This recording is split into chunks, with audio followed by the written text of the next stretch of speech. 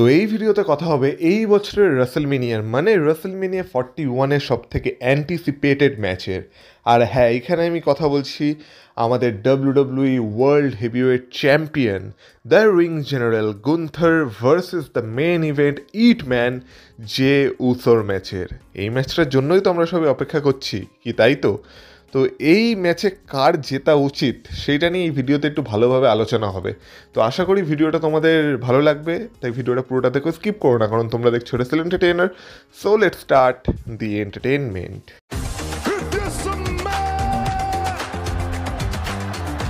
Acknowledge me. Acknowledge me. You there, sitting at home. Acknowledge me. দেখো, সবার প্রথমে পরিষ্কার ভাষায় যদি এটা বলি যে এই ম্যাচটার জন্য আমাদের মধ্যে বেশিরভাগ মানুষের এক্সাইটমেন্ট অতটা নেই কেন, তার প্রধান কারণ হলো এই ম্যাচে কোনো রকম কোনো স্টার পাওয়ার নেই।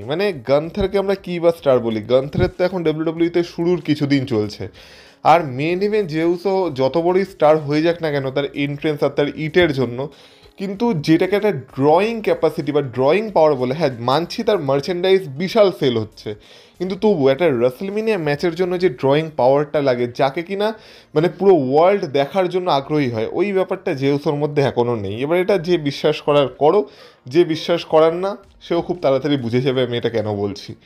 তো এবার দেখো, যেহেতু এই ম্যাচে দুইজন সুপারস্টারই ভালো সুপারস্টার, কিন্তু সেই লেভেলের ক্যাপাসিটি রাখে না বা নিজেদের মধ্যে সেই অরাটাকে এখনও ফিল করাতে পারে না, তো সেই কারণে এই ম্যাচটার জন্য আমরা বেশিরভাগ লোকজনই সেই হিসেবে এক্সাইটেড নয়। কিন্তু এবার আমি কথা বলি যে এরকম ম্যাচ কি ডাব্লিউডাব্লিউতে আগে হয়নি? এরকম একটা আন্ডার রেটেড স্টোরি লাইন যেখানে কিনা একটা সুপারস্টার একদম নিচ থেকে উপরে উঠছে, না আগেও হয়েছে। তার সব থেকে বড় এক্সাম্পল হলো ড্যানিয়েল ব্রায়ানের স্টোরিটা, যেখানে ড্যানিয়েল ব্রায়ান র্যান্ডি অর্টন আর বাতিস্তাকে হারিয়ে চ্যাম্পিয়ন হয়ে গেছিলো। সেটা একটা ডাব্লিউডাব্লিউর ঐতিহাসিক স্টোরি লাইন ছিল। এছাড়া আমরা যদি রিসেন্ট এক্সাম্পল দিই, তাহলে আমাদের কোফি কিংস্টনের যে স্টোরিটা, যেখানে কোফি মেনিয়া হলো রাসেলমেনিয়া 39-এ, সেটাও তো একটা আন্ডার রেটেড স্টোরি লাইন ছিল। তো সেই স্টোরি লাইনগুলো যখন এতটা পপুলার হতে পেরেছে, তাহলে এই স্টোরিটা কেন হতে পারে না? এটা তোমাদের মধ্যে অনেকেরই প্রশ্ন থাকতে পারে।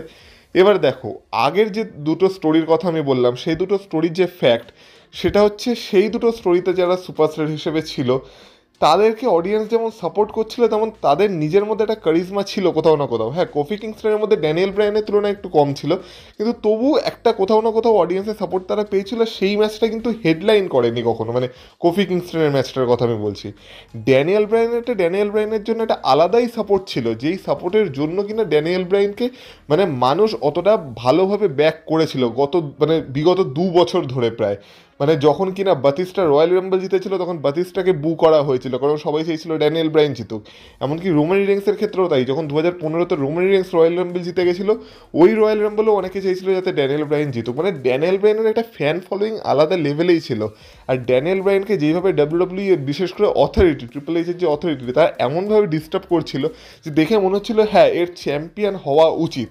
ড্যানিয়েল ব্রায়ানের এগেনস্টে পুরো ডাব্লিউডাব্লিউর পাওয়ার ছিল, সে পাওয়ারের এগেনস্টে লড়াই করছিল। আর সেই কারণে এই স্টোরি লাইনটাকে এতটা গভীরভাবে ফ্যানরা ফলো করেছে, আর স্টোরি লাইনটা এতটা ভালোভাবে ফ্যানদের মনে হিট করেছে। সেদিক থেকে আমরা যদি আবার ড্যানিয়েল ব্রায়ানেরই এগেনস্টে যখন কোফি কিংস্টনে ছিল সেই স্টোরি লাইনটাকে দেখি, তাহলে সেক্ষেত্রেও আমরা দেখছিলাম যে কোফি কিংস্টনকে ড্যানিয়েল ব্রায়ান কিছু মনেই করছিল না, যেখানে কিনা তার সাথেই একসময় এরকম বিহেভিয়ার করা হয়েছিল। সেই বিহেভিয়ার সহ্য করে এসে সে এখন কোফি কিংস্টনের সাথে সেম বিহেভিয়ার করছে।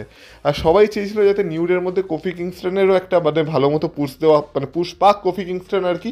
তো সেই কারণে সবাই কোফি কিংস্টনকেও সেখানে সাপোর্ট করেছিল। আর সেখানেও যদি আমরা দেখি যে কোফি কিংস্টনকে অনেক বাধার সম্মুখীন হতে হয়েছিল, যেখানে আমার মনে আছে যে গন্টলেট ম্যাচ হয়েছিল ট্যাগ টিমের, যেখানে বিগি আর জেভিয়ার উডস লড়াই করছিল কোফি কিংস্টনের জন্য, যেখানে আর কি উসোসরা ফোরফিট করে দিয়েছিল সেই ম্যাচে। কোফি কিংস্টনকেও সেই ম্যাচটা পাওয়ার জন্য অনেক কষ্ট সাধন করতে হয়েছে, আর আলটিমেটলি গিয়ে কোফি কিংস্টন তারপর ড্যানিয়েল ব্রায়ানকে হারিয়েছে সেই ম্যাচে।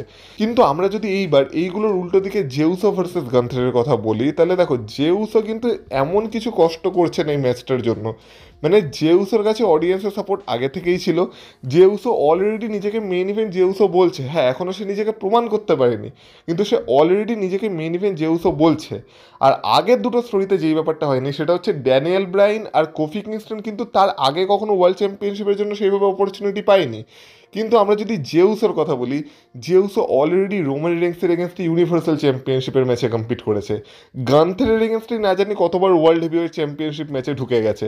এছাড়া এর আগেও আমরা দেখেছিলাম ড্যামিয়ান প্রিস্টের এগেনস্টে জেউসও অপরচুনিটি পেয়েছে, মানে জেউসও অনেকবারই ওয়ার্ল্ড চ্যাম্পিয়নশিপের অপরচুনিটি পেয়েছে আর প্রতিবারই জেউসও ফেল হয়েছে। তো এমন আমরা বলতে পারি না যে জেউসকে অপরচুনিটি দেওয়া হচ্ছে না, যেগুলো কিনা আগের দুটো কেসে ছিল যে তাদেরকে অপরচুনিটি দেওয়াই হতো না।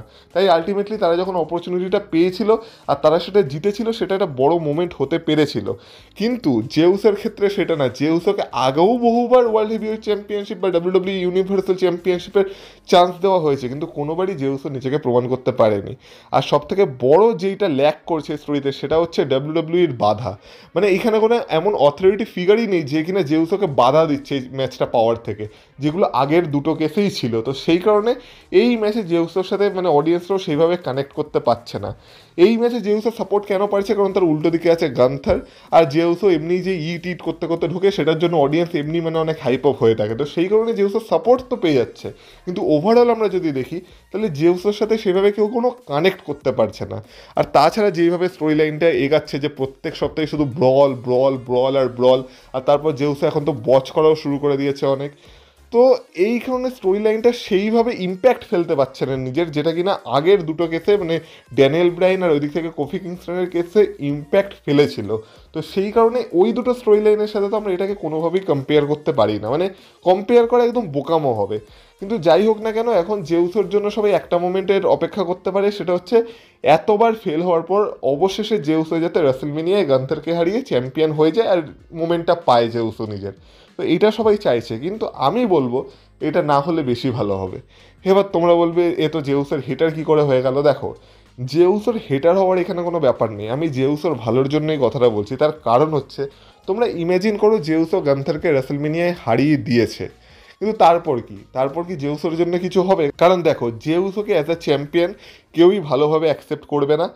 তাছাড়া জেউসও যদি চ্যাম্পিয়ন হয়েও যায়, এই মুহূর্তে ডাব্লিউডাব্লিউতে যেই সব সুপারস্টার আছে আর কি, তারা কিনা ওয়ার্ল্ড চ্যাম্পিয়নশিপের রেসে আসতে পারে, তাদের সামনে জেউসও সেই লেভেলের সুপারস্টার না। সত্যি কথা বলতে সেই লেভেলের সুপারস্টার না। এখনও আমাদের ড্রিউ ম্যাকেন্টায়ারের চ্যাম্পিয়নশিপের একটা রান দেওয়া বাকি, সিএম পাঙ্কের চ্যাম্পিয়নশিপের রান বাকি, রোমান রিংস আবার চ্যাম্পিয়নশিপের জন্য যাচ্ছে, ওই দিক থেকে আমরা দেখতে পাচ্ছি র্যান্ডি অর্টনের চ্যাম্পিয়নশিপের একটা রান বাকি। মানে এত সুপারস্টারের মাঝে এখন জেউসকে চ্যাম্পিয়নশিপ দেওয়া আমার মনে হয় না ঠিক হবে বলে। আর এমনিও ওয়ার্ল্ড হেভিওয়েট চ্যাম্পিয়নশিপের এখনও সেইভাবে কোনো লেগেসি বিল্ডই হয়নি। তো সেই লেগেসিটাকে যদি বিল্ড করতে হয়, তাহলে সেটাকে এমন একটা সুপারস্টারের কাছে দিতে হবে যে সত্যিই চ্যাম্পিয়নশিপটাকে ক্যারি করতে পারে। তো আমার সেই কারণে মনে হয় সব থেকে ভালো ব্যাপার এটাই হবে যে গান্থার রাসেলমেনিয়াতে জেউসকে আবার হারিয়ে দিয়ে নিজের চ্যাম্পিয়নশিপটাকে রিটেনে রাখুক। এর ফলে কি হবে? এর ফলে গান্থার নিজেকে প্রমাণ করবে, জেউস এই স্টোরি লাইনটা থেকে পুরোপুরিভাবে সরে যাবে। হ্যাঁ, তোমরা এটা বলতে পারো এর ফলে জেউসের ক্যারেক্টারে একটু ক্ষতি হতে পারে, কিন্তু আর কী বা ক্ষতি হবে? কারণ দেখো, জেউসে যদি জিতেও যায় না, জেউসে জিতে যাওয়ার পর সেই চ্যাম্পিয়নশিপ রানটা এতটা বোরিং হবে যে কেউ আর সেই চ্যাম্পিয়নশিপ রানটাকে মনেই রাখবে না। উল্টে সেখান থেকে জেউসের ডাউনফল শুরু হবে, কারণ তারপর যদি সে একবার চ্যাম্পিয়নশিপ হেরে যায় তাহলে তাকে আর কেউ পাত্তাও দেবে না। কিন্তু এখনও যদি জেউসে চ্যাম্পিয়নশিপ জিততে না পারে আর তার এই চেসটা যদি চলতে থাকে, তাহলে কে বলতে পারে আজ থেকে হয়তো এই চেসটা যদি এরকম চলতে থাকে তাহলে আজ থেকে 2-3 বছর পর গিয়ে আমরা সত্যি একটা মোমেন্টের জন্য ওয়েট করবো যখন কিনা জেউসে ফাইনালি চ্যাম্পিয়ন হবে। মানে আমাদেরকে যদি ডাব্লিউডাব্লিউ এত সহজে মোমেন্টটা দিয়ে দেয় না, তাহলে এই মোমেন্টের ভ্যালু আমাদের কাছে আর থাকবে না। কিন্তু যদি ডাব্লিউডাব্লিউ মোমেন্টটা দেওয়ার আগে আমাদেরকে অপেক্ষা করাতে থাকে, তাহলে এই মোমেন্টটা যখন আলটিমেটলি আসবে তখন আমরাও সেই মোমেন্টটাকে দেখে আনন্দ পাবো। কিন্তু আমার মনে হয় এই বছরটা সেই মোমেন্টটার জন্য একদমই পারফেক্ট ইয়ার নয়। তো আমার সেই কারণেই মনে হচ্ছে যে গান্থারকে এই ম্যাচে অন্তত চ্যাম্পিয়নশিপটা রিটেন রাখা দরকার। তারপর ভাই তুমি অন্যান্য ফিউডে যাও, তুমি আরও বড় বড় সুপারস্টারদের সাথে কম্পিট করো। তারপর যদি ফিউচারে গান্থারের সামনে এমন কোনো অপোনেন্ট আসে যে কিনা সত্যি এই চ্যাম্পিয়নশিপটার একটা লেগেসি বিল্ড করতে পারে, তখন তার কাছে গান্থার চ্যাম্পিয়নশিপটা হেরে যাক। এবার সেটা যে কোনো নাম হতে পারে, সেটা হতে পারে র্যান্ডি অর্টন, সেটা হতে পারে সিএম পাঙ্ক, বা সেটা হতে পারে ড্রিউ ম্যাকেন্টায়ার, বা অন্য এমন কোনো সুপারস্টার যে কিনা সত্যি চ্যাম্পিয়নশিপটা একটা লেগেসি তৈরি করতে পারে। তো এই ধরনের কারো কাছে যদি মানে গান্থার তার চ্যাম্পিয়নশিপটা হারে, তাহলে সেক্ষেত্রে গান্থারের ক্রেডিবিলিটিও কমবে না, আর চ্যাম্পিয়নশিপটারও লেগেসি একটা তৈরি হবে, আর ক্রেডিবিলিটি আরও বাড়বে। তো আমার মনে হয় সব দিক থেকেই সেটাই ভালো হবে। আর জেউসের জন্য আমাদেরকে এখনও যদি ডাব্লিউডাব্লিউ একটু অপেক্ষা করে, তাহলে জেউসের ক্যারেক্টারটাও খুব একটা সহজে এবার নেমে যাবে না। তো তো সেই কারণে আমার মনে হয় যে আমি পার্সোনালি চাই যাতে জেউসো গান্থারকে না হারায়, আর গান্থারে যাতে জেউসোকে রেসলমেনিয়াতেও হারিয়ে দিয়ে চ্যাম্পিয়নশিপটা নিজের কাছে রিটেন করে নেয়। কিন্তু এটা যদিও আমার পার্সোনাল মতামত, এবার তোমরা আমার সাথে একমত কিনা, তোমরা কি চাও রেসলমেনিয়াতে, যে এই বছরই রেসলমেনিয়াতে জেউসো চ্যাম্পিয়ন হয়ে যাক, নাকি এটার জন্য আমরা একটু অপেক্ষা করি? তোমরা কমেন্ট বক্সে কমেন্ট করে বলতে পারো।